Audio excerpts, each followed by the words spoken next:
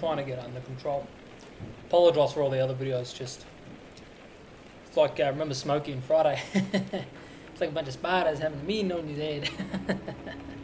Oh man, that's nostalgic.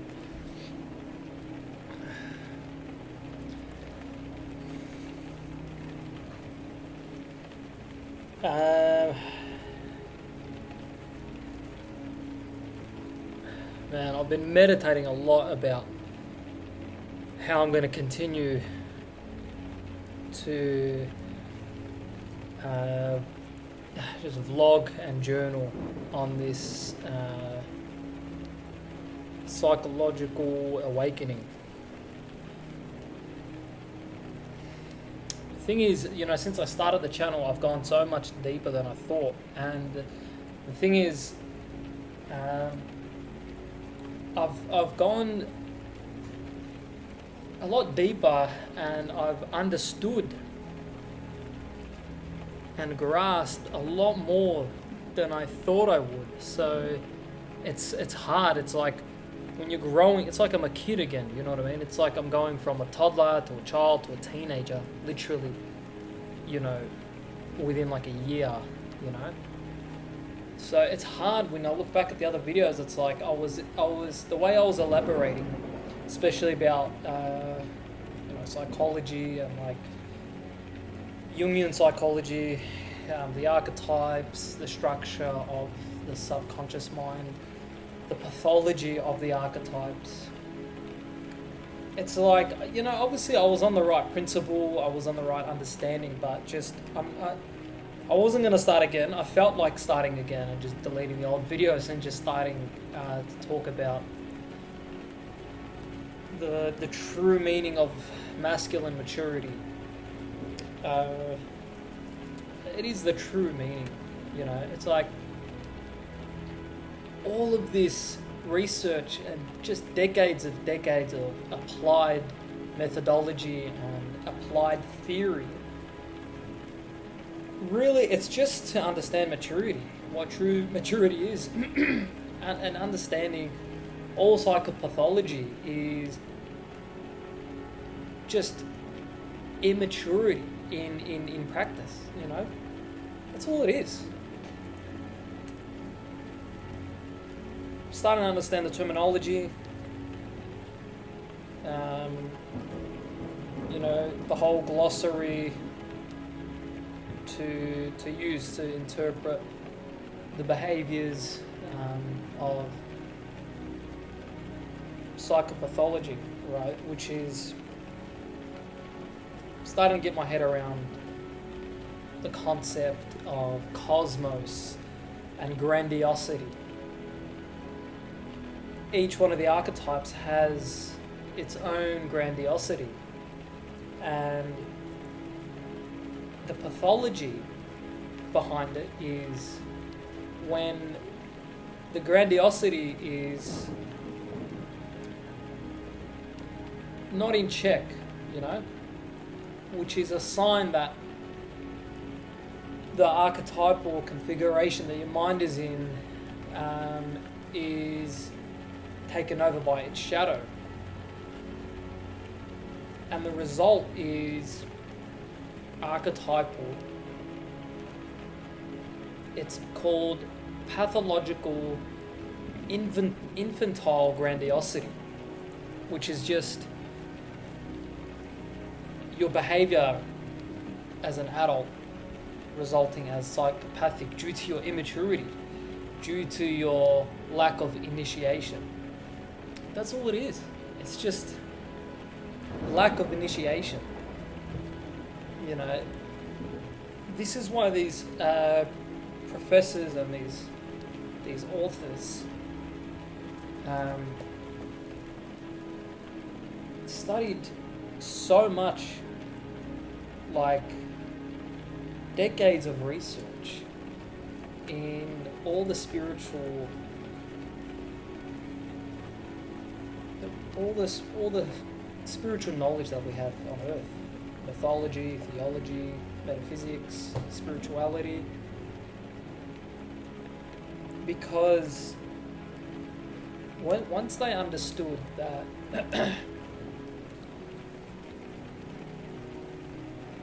the characters in history, the human characters, the historical figures, are just all projections of human beings that identified with that archetypal energy. And they saw that as we evolved through history, there was a progressive disidentification with the archetype and more of an identification as the archetype. In other words, as we evolved, we just became more conscious and conscious and conscious. So if you look at, they always talk about the first commonly studied civilizations, the Sumerians and the Egyptians. The further you go back in history, right, the more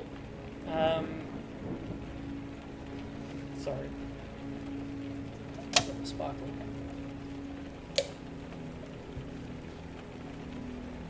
As you go further back in history, in studied history, in known history,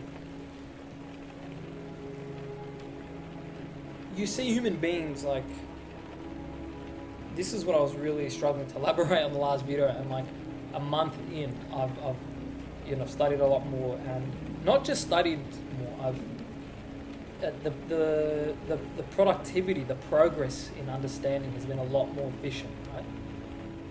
So as I was saying, you start to see, as you go further back in history, the more and more we projected the archetype onto other human beings, the more unconscious we were, really. And you go back to the furthest known, studied, civilized culture, right? Anywhere in the Middle East, the Sumerians, the Akkadians, the Egyptians in Africa, and you see the level of projection to these archetypes, like the king, right? The further you go back in history, the more sacred the archetypes, the more divine.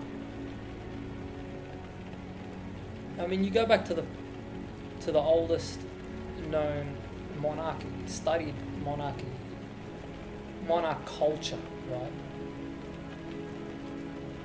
The kings were sacred beings. They were divine. I mean, in Sumerian culture and ancient Egyptian and just African kingship in general, right? All the tribal cultures, especially all the most commonly studied civilizations, like in Egypt, the kings were gods. They were divine presence on earth. The pharaohs were worshipped. They were gods. The king was a god. The king's cosmos extended to beyond their own consciousness. The pharaoh or the king or the god kings, Persia, Greece, it wasn't just the cosmos of the kingdom. It was the entire world, the entire universe existed because of the king. And the as you progress through history, you see this progressive level of awareness and consciousness through the civilizations until you get to the ancient cultures, then the tribal cultures, and then you get to the kingdoms and the empires. You get to all the cultures of late antiquity around the time of the prophets, Jesus, all the Semite prophets. Slowly, the projection lowers the king to not the divine spiritual presence on the earth, but the carrier of the divine authority, the steward, right? The steward of the divine authority.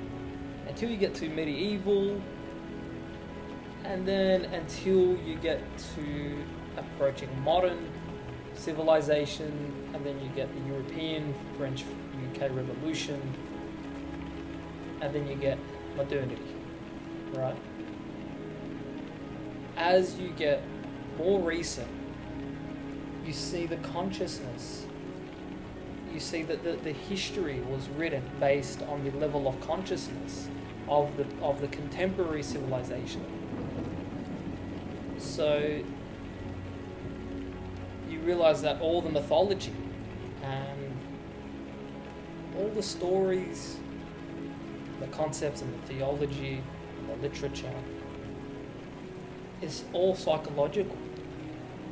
It's all deep in the brain, that's the thing, it's psychological. Meaning it came from, the dimension within our consciousness. The eternal dimension. So I wasn't sure how to start again. I know now I will end up being more I think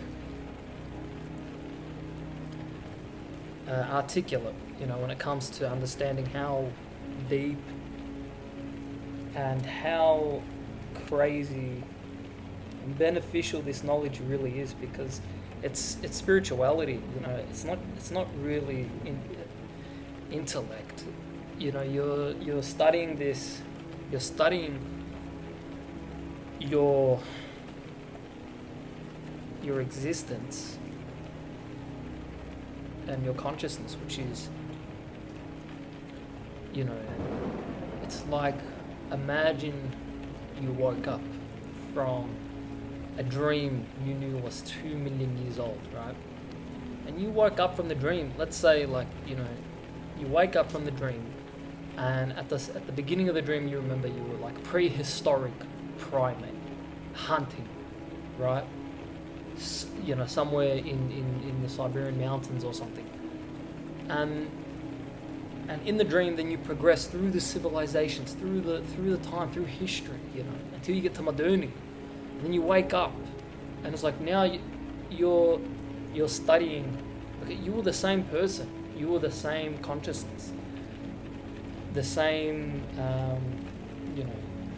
you were the same person, the same human being throughout the dream. And now you're trying to recover from the dream that's in your subconscious. You're trying to recover the archetypes, the level of consciousness that you had in a specific civilization or in a specific era or age in history. You know what I mean?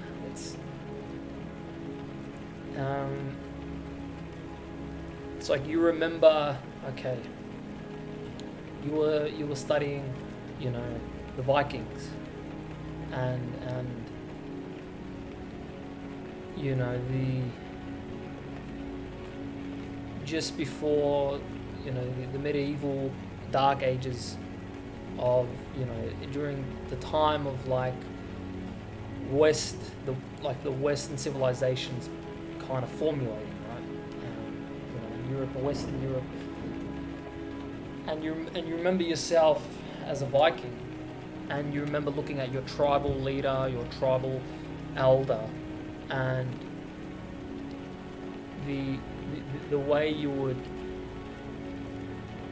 respect them or follow them as a leader, and respect them as a spiritual teacher, and you know, an initiatory elder, right? If it's, you know, the spiritual leader in the tribe, and you remember in the dream, you understood the importance of this tribal elder. He's not the chief, you know, he's not the leader of the tribe, he's the spiritual elder, you know, the old wise guru, the magician. And you remember in the dream, his level of importance for him to be able to initiate you into the tribe as a grown adolescent Viking warrior, right?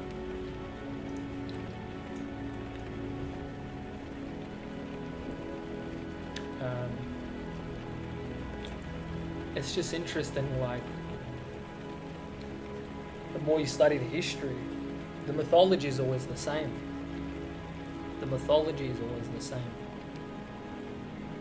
It's, you know, you have human beings being apotheosized, right? By other human beings. That's the mythology. It's like the mythology, you know, it's not that it's not true. It's true history. It's just psychological.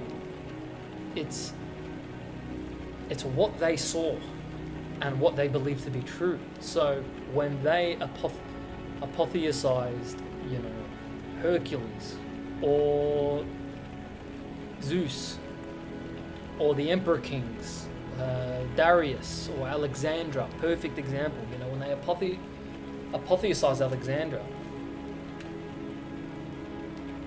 they weren't lying, they were telling the truth.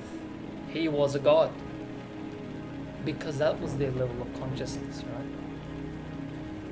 When he did the things that he did, beyond the realms of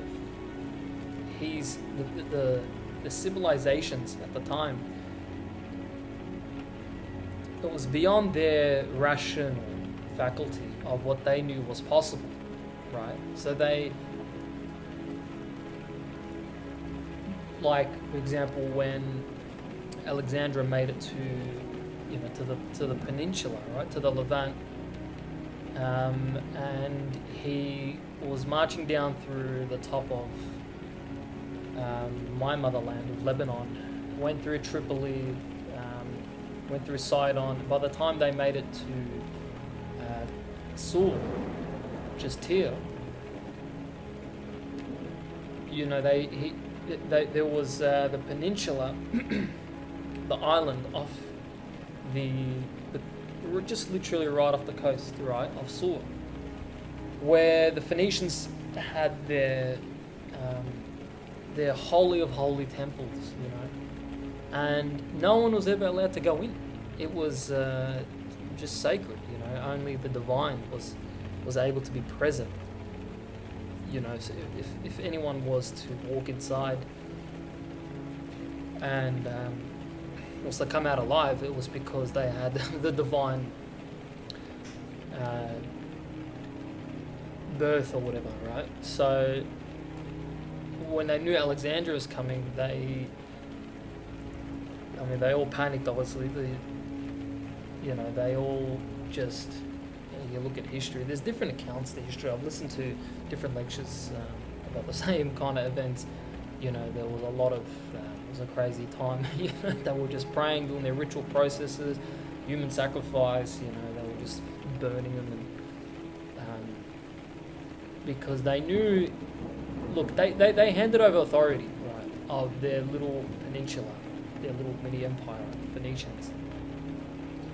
But they said, just don't come near our temple, our divine presence on earth, right? Because they knew subconsciously, whoever was to go in, whoever knew that they were able to go in, would become, you know, divine. So Alexandria went in and walked out, and they started worshipping him. They built statues of him.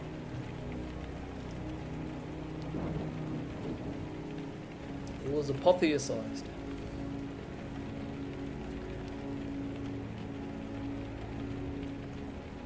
Look, this is more when it comes to kingship.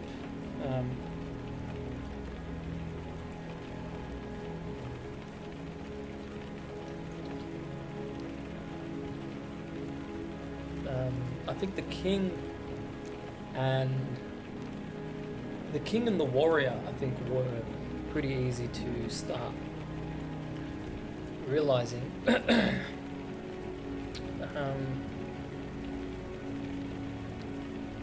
I think learning about the qualities of the lover and now the magician really connected the bridge, Oh man. Especially the magician. I think I've understood the most. You see, it's so hard to plan how I'm going to structure the vlogs and the channel, because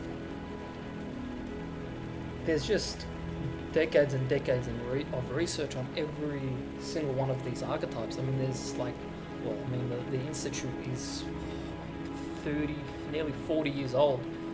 They've practiced this method of therapy on over 6,000 patients. So there's just an overwhelming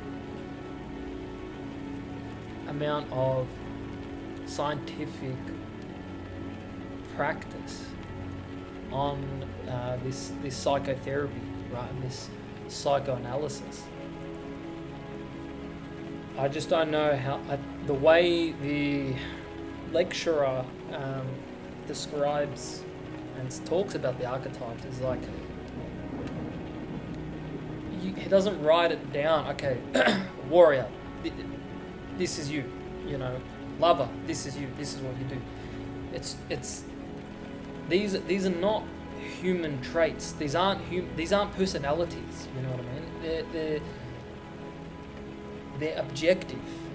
They are universal. They are the structure of the objective psyche, which is not human. It's not connected. It's not related to human energy. Human consciousness. He just describes them and describes them and describes them. He doesn't. There's no pinpoint one sentence. It's just describing and describing and describing until your subconscious starts to just structure how this archetype, what it is, because it's nuance, and it's based on principles, and then the principles build and build and build and build, right? So you can't put the next block on. You can't you can't cement the next conclusion of what you know about the archetype until you just more knowledge, more descriptions, more qualities, more behaviors, more pathologies. And then once you get like 100 bits of information, maybe then you can kind of add another block of structure to your subconscious, right? With all the archetypes, it's just decades of researching and practicing, through therapy, masculine therapy. So I think I'm going to start again. I won't get rid of the old videos. I'll start again probably next video on the magician. The magician. Since the magician is the first archetype that becomes conscious, at least for the masculine psyche, pretty much for the human psyche, comes online, at very, very young age. As a child, 4, 5, 6 years old. The magician is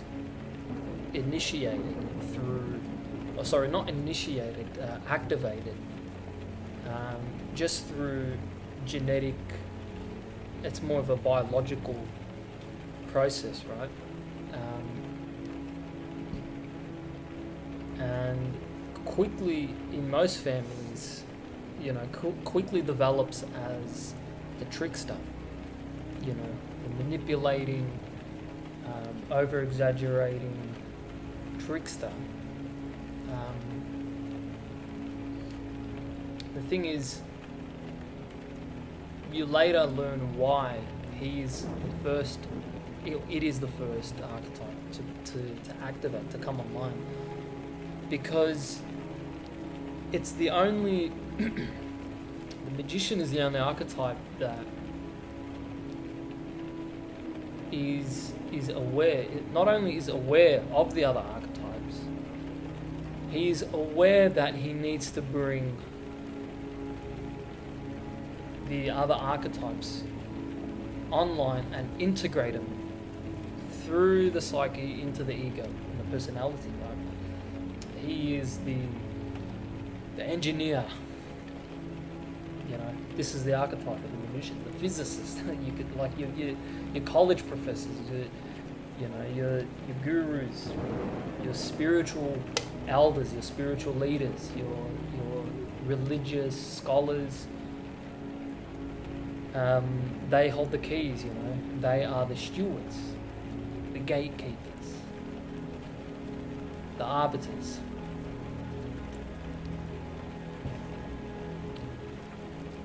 The one inside you, your magician, knows that it has the keys to the kingdom. And it needs to bring the other archetypes into the kingdom. And once it does that, it needs to hand over the keys to the king,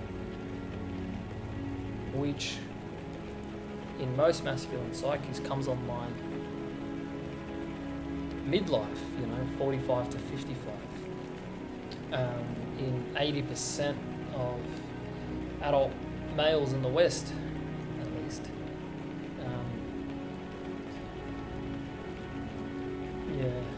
I think the last study they did was when the author, just before the author passed away, 2016, right? It's 80% of men. That's when the king comes online. The king is the last archetype to come online through the psyche and be initiated. And that's if the magician chooses to hand over the keys to the kingdom. I'll leave it at there. That's a quick kind of intro to the magician.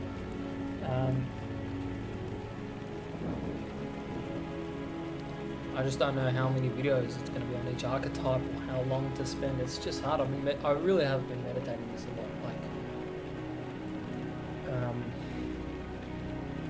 Because I thought I had enough to start talking about it. But man, it's the more you research, the less you really know. It's like you just know you just have to keep going further back, and then you learn something. You're like, oh, now I need to go even beyond that.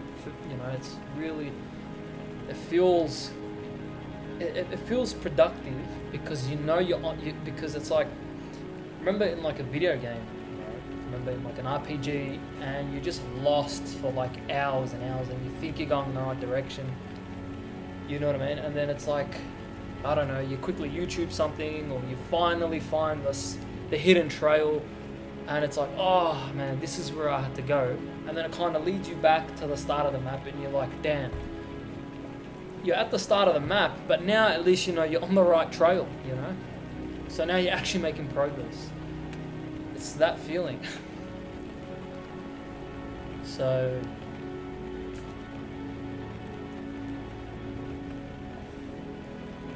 Yeah, I think I'll start with that, the magician, and I will move on to the other archetypes when I feel that it has been elaborated enough.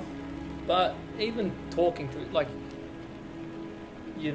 on the topic of each archetype, every other archetype is involved, So when I talk about the magician, it's important to know obviously how it relates to all the other archetypes. Same with each one of the four, how they all relate to each other. So in every video, I'll be speaking about all of them. All right. See you on the next one.